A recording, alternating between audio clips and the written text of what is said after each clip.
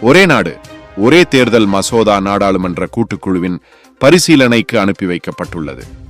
கூட்டுக்குழுவிற்கு பரிந்துரைக்கும் தீர்மானத்தை மத்திய அமைச்சர் அர்ஜுன் ராம் மேக்வால் மக்களவையில் முன்மொழிந்தார். இதையடுத்து எதிர்க்கட்சிகள் கூச்சல் எழுப்பிய நிலையில் வாக்கெடுப்பு மூலம் தீர்மானம் நிறைவேற்றப்பட்டது. எதிர்க்கட்சிகள் தொடர்ந்து அமளியில் ஈடுபட்டதால் இரு அவைகளும் ஒத்திவைக்கப்பட்டன. தேசிய தேர்வுகளுக்கு பொங்கல் நாளை தேர்ந்தெடுப்பது ஏன் என்ற கேள்வி பெரும்பாலானோர் மனதில் தோன்றுகிறது. சிஏ தேர்வை பொங்கல் அன்று வைத்து கடந்த மாதம் அறிவிக்கப்பட்டது. தமிழகத்தில் எதிர்ப்பு எழுந்ததை அடுத்து தேதி மாற்றப்பட்டது. இந்நிலையில் பொங்கல் தேதியில் UGC தேர்வு அறிவிக்கப்பட்டுள்ளது.